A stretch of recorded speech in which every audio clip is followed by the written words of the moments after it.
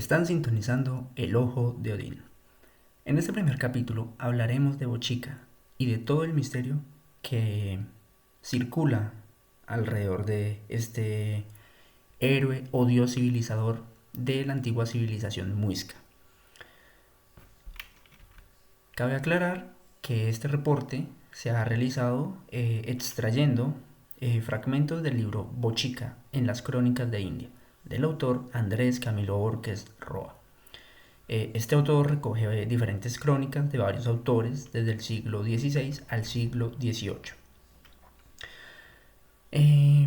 Empecemos con quién fue Bochica. Se dice que Bochica fue un hombre sabio, un héroe civilizador, que llegó de otro lado. Él no pertenecía al Imperio Muisca, sin embargo estableció los principios sociales y morales que sentarían las bases de esta civilización. Se dice que se les enseñó a tejer, les enseñó diferentes artes y básicamente se le da como un hombre muy sabio. Otros autores lo consideraban un dios, diciendo que era hijo del sol. Iniciemos con la descripción física de Bochica. Su descripción física. Bochica es descrito en la mitología muisca como un ser con rasgos únicos y distintivos, alejados de las características comunes de los indígenas de la región. Su apariencia es la de un hombre sabio. Se presenta como un hombre sabio, símbolo de su papel como maestro y guía de los muiscas.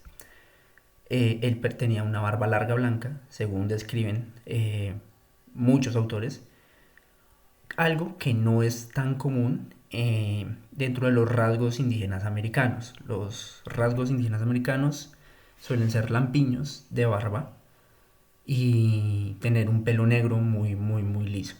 Sin embargo, Bochica tenía una exuberante barba, haciendo un poquito de alusión como a Sumeria. A mí me da la impresión de que es más o menos como un antiguo sumerio. Pero bueno, eso es algo que hablaremos más adelante. Continuando, se dice que también tenía cabellos largos y canosos. Básicamente es como las representaciones que estamos viendo acá. A la izquierda tienen la estatua que está en Cuitiba, en el departamento de Boyacá.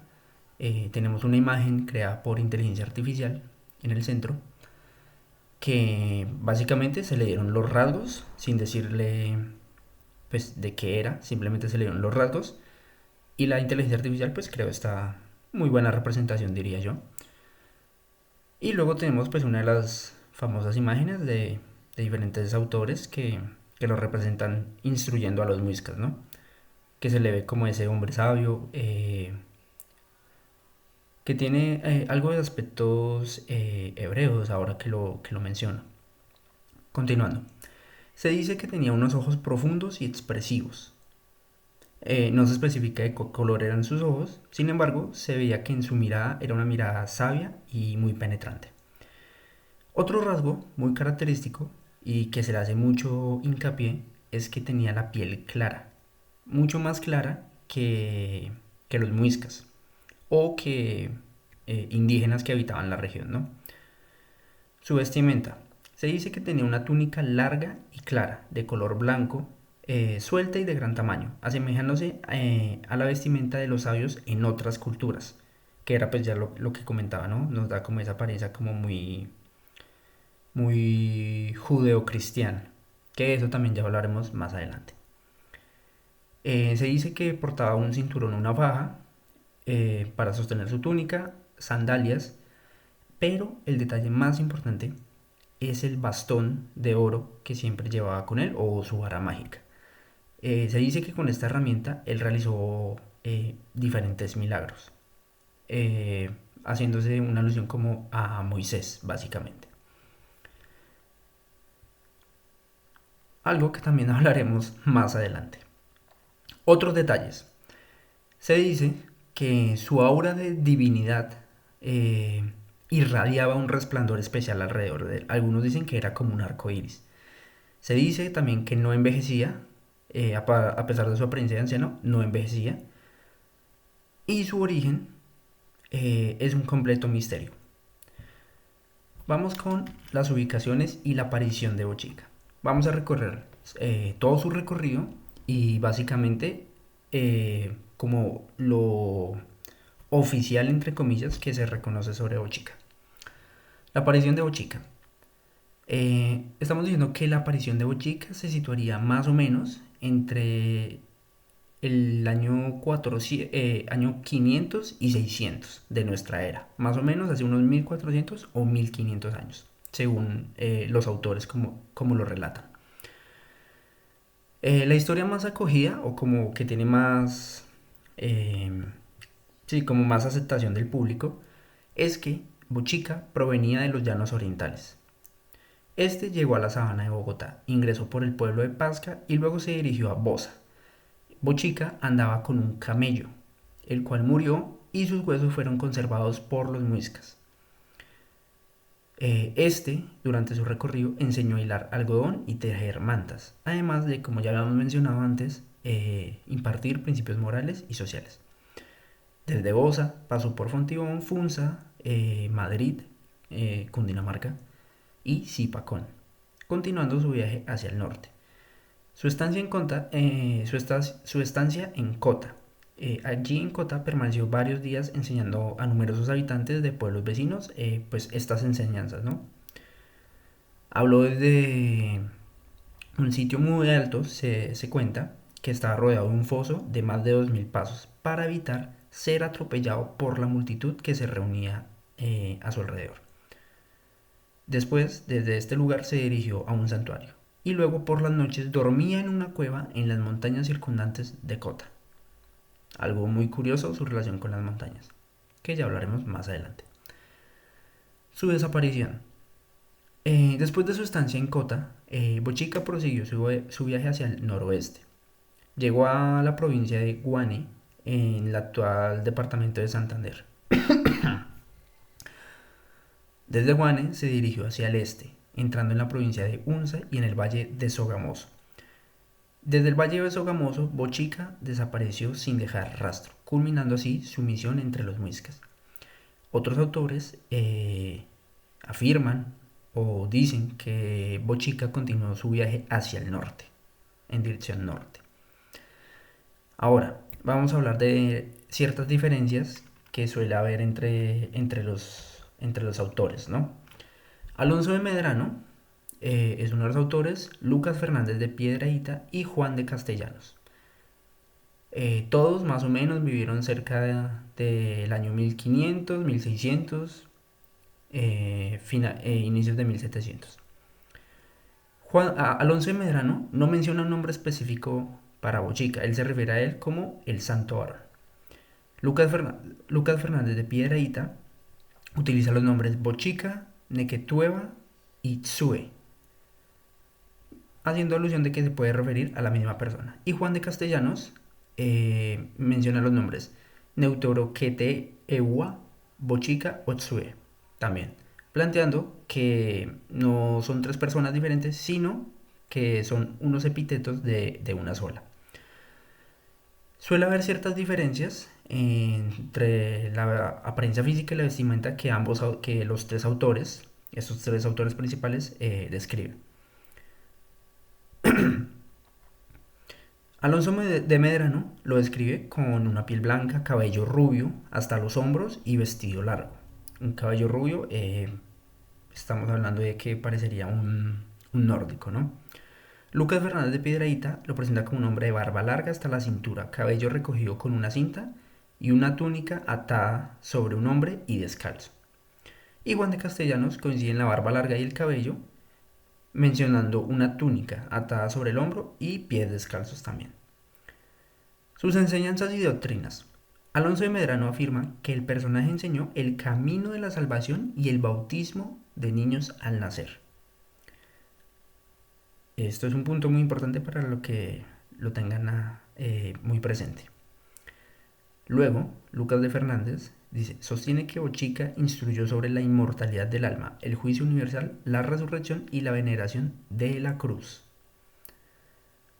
Estamos viendo que ya comienza a tomar un poco de tintes católicos de la época, ¿no?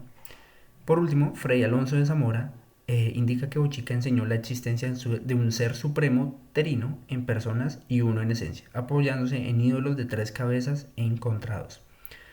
¿Qué podemos ver con esto? Básicamente, eh, que los autores tienen influencia católica en sus relatos. Estamos hablando de una cultura que básicamente está en el 600 aproximadamente. No había ningún tipo de influencia. Sin embargo, ellos dicen que Bochica llegó para enseñar básicamente sobre el catolicismo. Entonces, hay que tener muy buen juicio sobre realmente si estos tres autores pueden ser una buena fuente de información, ¿no? Con respecto a la interpretación del origen, ¿no? De su origen.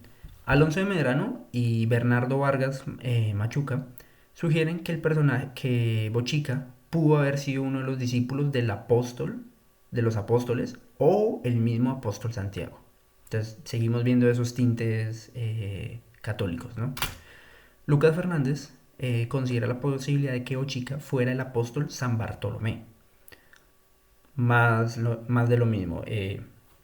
Tintes católicos que pues creo que lastimosamente nublan un poquito eh, los relatos y la crónica de Bochica, ¿no? Por último, Juan de Castellanos pues rechaza esta idea de que fuera un apóstol porque en Sogamoso se dejaron sucesores que practicaban idolatrías, según se cuenta. Por último, algunos punticos a- como relatos adicionales. Alonso de Medrano nos cuenta que después de la muerte de el Santo Varón, como él se refería, llegó una figura femenina llamada Baque, madre de los dioses, que predicó en contra de sus enseñanzas. Básicamente, ella profesaba lo que eran las borracheras, la falta de trabajo, como todo este libertinaje, ¿no? Juan de Castellanos y Lucas Fernández relataban la llegada de una mujer de gran belleza conocida como Huitaca o Chía, que promovía enseñanzas opuestas a las de Bochica y fue castigada por él. Entonces vemos ahí como una similitud de historias con diferentes nombres. Procedemos con la creación del salto del Tequendama. En Colombia se enseña desde muy pequeños uno de los grandes mitos que circula alrededor de la sabana de Bogotá, que es el mito del salto del Tequendama, que es esta caída de agua, esta cascada que están viendo en pantalla, ¿no? Esta estaría ubicada en alrededores de la sabana de Bogotá, capital de Colombia. Yo he tenido la oportunidad de estar muchas veces realmente en esta cascada. Es un sitio turístico. Hay una tradición, como dato extra, eh, se suele ir a tomar una bebida típica que es la agua panela con queso, entrar a la casa museo, que antes era un hotel, y bueno, esa casa da para hacer otro video aparte, porque es la típica casa de apariciones, sombras, gente que fue allá a acabar con su vida, y pues básicamente es el típico sitio poltergeist de apariciones, ovnis. Entonces, esa casa va para hacer otro programa.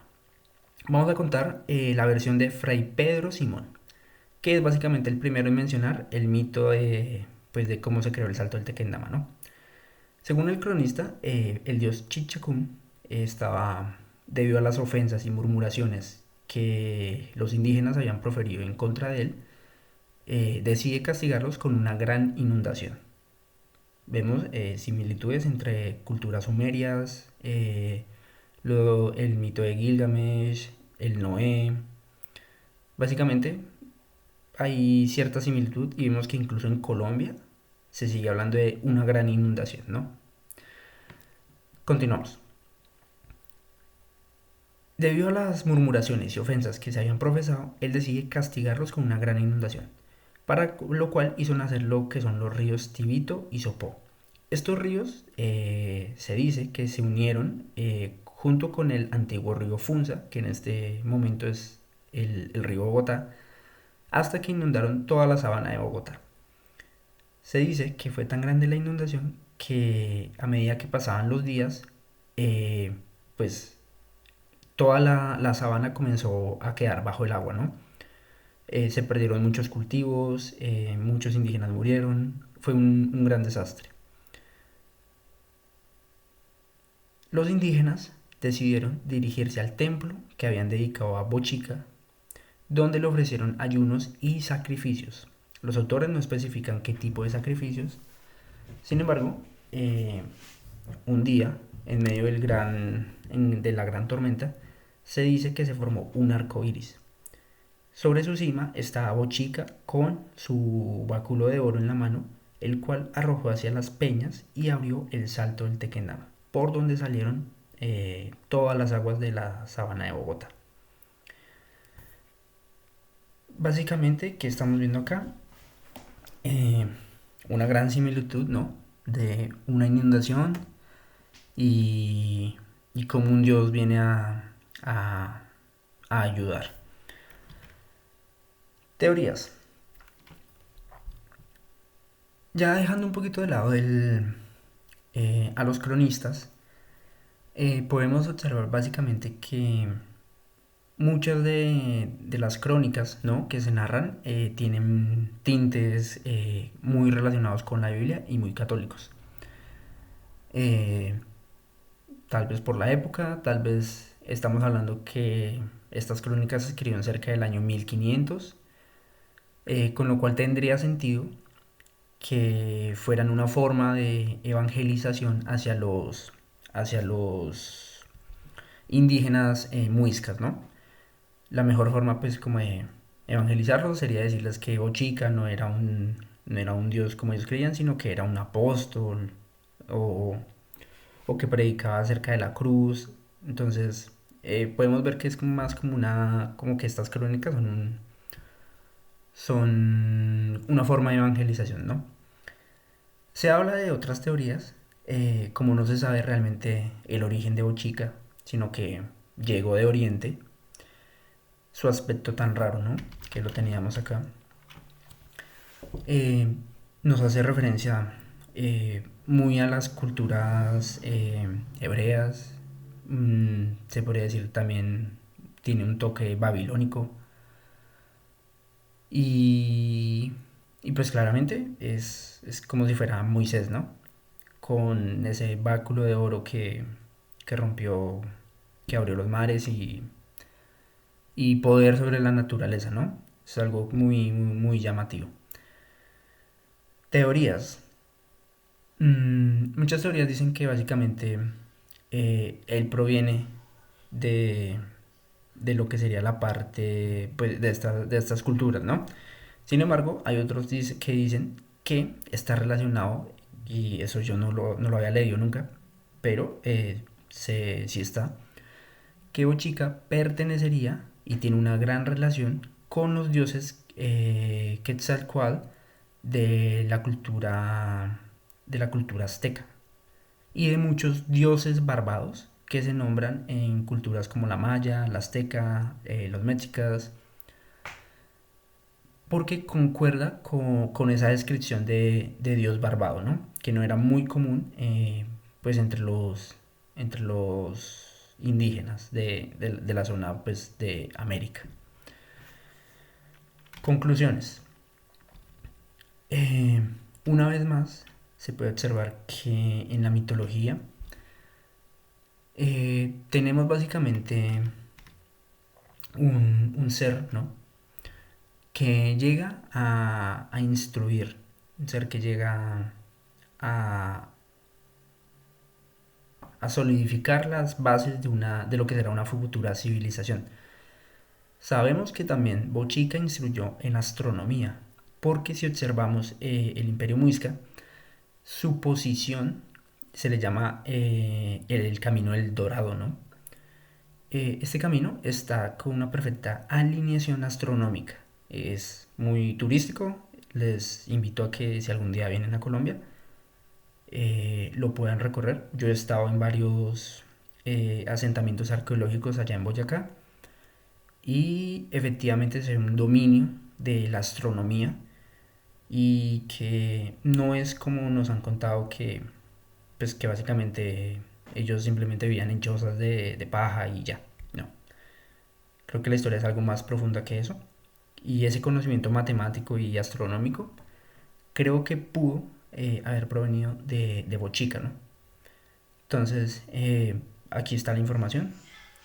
Les, les presento la información y al final, pues, algo que el gran investigador Iván Martínez siempre dice: tomen sus propias conclusiones, saquen sus propias verdades, ¿no? Porque lo que yo les diga tal vez no es verdad, lo que yo sugiera tal vez no es la realidad. Entonces mi trabajo simplemente es mostrar la información y que cada uno eh, verifique y ratifique lo que realmente pueda esa persona ratificar, ¿no? Y ya, esto no sería más. Hay muchos más mitos acerca de Bochica, pero pues no me quiero extender más. Ya como un punto aparte. Eh, Nada, hago este primer capítulo sobre Bochica. Sin embargo, voy a seguir tocando temas inicialmente sobre eventos raros o sitios de alta extrañeza aquí en Colombia, ya que me parece, por ejemplo, que en el mundo del misterio y esto no se hace suficiente investigación, sobre todo en países, por ejemplo, de América del Sur. Sí está lo típico que es eh, Bolivia, Perú, Brasil, entre otros, pero el resto de países tienen también su casuística y creo que me voy a dedicar a investigar estos hechos, ¿no? Les agradezco mucho el tiempo prestado y les deseo eh, siempre la mejor de las fortunas. Recuerden, somos arquitectos de nuestra propia realidad. Sin nada más que decir,